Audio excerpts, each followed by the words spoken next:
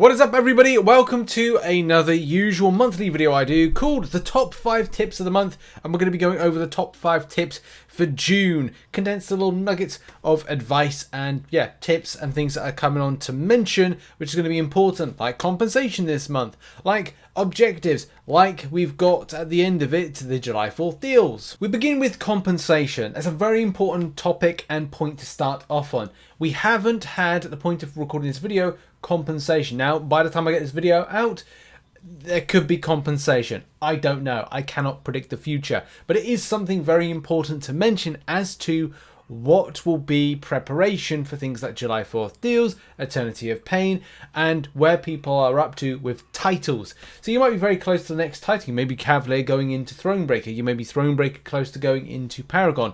Or you may be looking at what's happening with July 4th deals and going, oh, right, could I save because there's a big compensation package coming and I've already got like a large chunk of tier 5 class catalyst, tier 6 basic fragments, tier 3 alpha fragments. It could be a case that you're going to be looking for a deal that's got 6-star shards, 5-star shards, wherever you're at the game. So you may be looking at this compensation package as to asking yourself the question, do I need to spend more than I need to, whether or not it's units or physical money, if you're non-spending or spending, and make that decision, do I need to then buy something extra to get to the next progression title, or actually spend for 6 stars because I'm like, okay, well, I've got a new 6-star or a couple of 6 stars from the compensation package. Let's now focus on something else that I need, like rank up materials, especially with last year and how the last compensation package was to go by. And I think this was Thronebreaker and this one here was Cavalier, potentially. I could be wrong with that one, but that's kind of like what it may be. So yes, compensation package. First tip is to think logically about how that's going to impact your roster, impact your spend in July 4th deals, whether it's money or non-spending like units, and think about that. The next tip is all about unit grinding. Unit grinding is incredibly important, especially if you are non-spending like myself. You need to be focusing on how you can get the highest volume of units in the quickest possible time. And we've got a limited time before we have the July 4th deals. And something that I'm in particular going to be working towards is trying to get 10,000 units by at least the Sunday and at a stretch the Monday of the deals going live, which go live on July the 1st, which is actually a Friday. So June ends on a Thursday and then it starts on a Friday when the deals go live. Now, is that something that's going to be possible? I don't know. I've had a lot of these challenges I've put on myself and I've always smashed them. But at the same time, I have to be quite realistic. I've got some stuff on that I need to complete and I may not be able to get the 10,000 units, but I'm definitely going to work towards it. And as well with battle chips, I still haven't opened and lots of content to grind. I'm working towards it. There's various places to go in order to get units. If you got the Summoner Sigil for free, like myself, by grinding at Arena, you would have it. Now, there's lots of solo events. I don't know if there's going to be a sufficient amount that's going to like really benefit you. It could be a case you get like 500 plus units depending on the solo events that you want to do. But as well, I would recommend going into things like normal difficulty and all the lower types of difficulties and auto fight through. It's something I do myself, especially after doing an initial completion of Cavalier difficulty. I'm like, okay, well, I want to go back to some of the lowers and not spend any units, but try and scoop as many units as possible from doing like auto fighting, which I can do quite comfortably in normal, heroic and master without even breaking a sweat, which is great. It's a great place to get to. And you can double that up with trying to get some of your class-based solo event that's on at the same time. Other units can be got from going to different areas. It's great as well to get yourself involved with alliance-based stuff, get some energy refills and other things like that. Going to things like Arena. And I know a lot of people don't like Arena. I've actually learned to love Arena.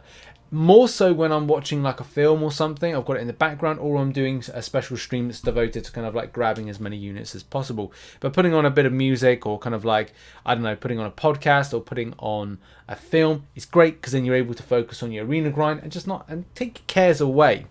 Also with that, I will be doing a future video to look into using boosts. Now, I found a better way of kind of like utilizing boosts, especially with ×3 boosts. If you're a milestone grinder like myself to get units, then these boosts that you get for free are just fantastic because you're able to reinvest them into your 3 stars, 4 stars if you're lucky to get them, and more. The next tip is potion and revive acquisition.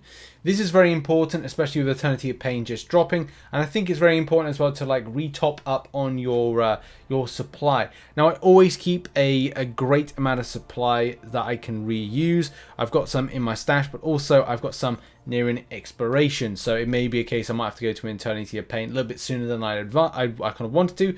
I wanted to do Eternity of Pain like over like a couple weeks, but I kind of feel like because these revives are kind of like, you know, they're on the way out, I should really kind of look to do it more sooner rather than later, but that's just kind of like the state of things. So I'll need to top back up. Very important to kind of do this towards the end of the month, especially with the length of time that they go out in the stash, which, you know, you do get a good length of time with them, but stash management is very important, and especially as my free summoner sigil expires, I need to be very careful about when I go out to grind more of these level 1 revives and how much I keep in the stash. So I need to really kind of like think hard about, okay, well, towards the end of the month, I might have a need going into July for some new content to then use them on. Kareem's Challenge, for example, or, you know, the Returning Eternity of Pain. I don't really know, but I need to kind of like think about that, and I think a lot of other players need to think about that as well. The same thing when it comes to grabbing health potions, and whether or not you're then looking to go back to Realm of Legends to go and regrind some level 3 health potions and auto fight through that with some champions, or you're looking to do more solo events which give the level 1 health potion and as well give that nice spicy, depending on where you are in the game, level 4 health potion as well. It's a very nice health potion and I do like accumulating them, but I've got several at the moment, and yes, my sigil is going to expire soon, so I need to make sure I use them. I'll probably use them in Eternity of Pain and something like that. Third tip, very important, is around and concerning Eternity of Pain. We are now coming towards the end of the month when the rewards go out. There's 20 days at the point of recording this video as to when it expires, but as well the rewards will only be put out slightly after that. It does say 20 days, but let's face it, with Kabam, it's not going to be Wednesday night on the 20 days from now. It's more than likely going to be, well, the Thursday. You know, if you think it ends on a Wednesday, then you're probably going to get it on the Thursday with the rewards. But it's important because that is 2 days before the July 4th deals. That is going to be so important as to what is your next process with getting Paragon. So doing the content is fine. I think a lot of people are going to solidify a team. I'm going to be doing a video next week as to like a really large amount of teams. I know people have put out videos and they've kind of talked about like, oh, here's some teams, but I'm talking about giving people perspective of a large amount of teams. And even like, I feel like 1 week after the content's released, people are like, oh, you know, oh, all these videos are already gone out and people, but it's like, there's more to like a roster, and I kind of think that we treat it in very specific nature. And you got time. The thing is, you got so much time to do Eternity of Pain that you can, you know, grab more potions, revives, health potions, you know, you name it. You're able to grab loads of stuff to help you out with that grind, boosts, you name it, supreme solo crystals popping open, getting those boosts. That's how it's done.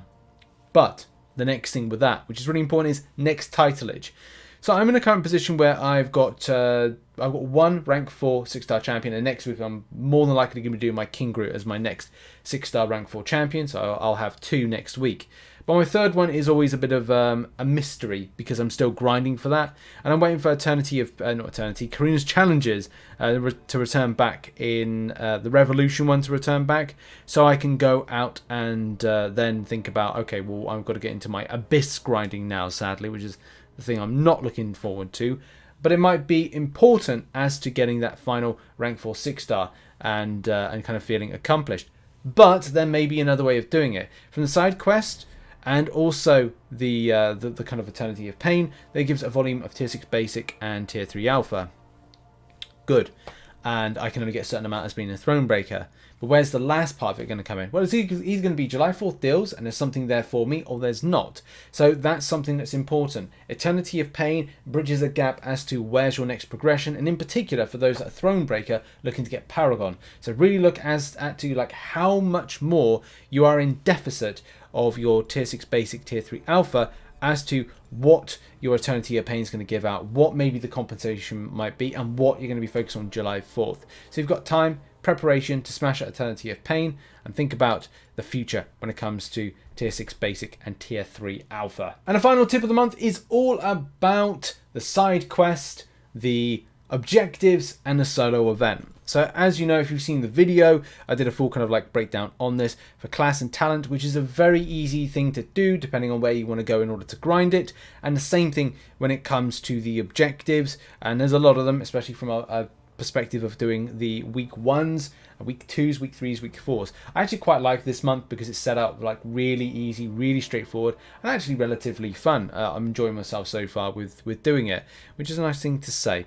When you're doing a lot of the lower ones, so the Wiccan ones or Hulkling ones, just look at lower content like duels and dueling lower champions, and as well kind of look to things like arena. As soon as you start like arena cycle, just to throw Wiccan or Hulkling in there in order to grab what you need. You can even use the 2-star version to kind of like get like an easy pass and an easy win with it. It's up to you. It just depends if you want like a 3-star versus a 2-star or whatever. You know, that's down to a personal preference with it. But yeah, it's a very straightforward side quest in my opinion. There is some no energy spend options if you go to America's All-America's Stars, America's All-Stars, and you go into like the lowest bit of content, 0 energy spend. Just throw in a full tech team and go and blast through that. Throw in do that multiple times to do the solo event, and you know, look to do some stuff with Wiccan or Hulkling, whatever you chose as your 3-star. As I said, very easy. Did a full video on it, and I've put information about all the tips in this video in the description down below. But yeah, hopefully that's going to allow you to smash out some stuff, get some lovely things from the calendar, and hopefully pick yourself up some lovely shards for your trouble. But yeah, that has been it. That has been the top 5 tips for the month of June. Good luck to you in the grind this month, and hopefully that your rewards and compensation is spicy like we all hope. In any case, thank you very much for watching this video. Check out some other content located on screen right now, and I'll see you in the next video whenever that will be. Cheers everybody. Bye bye.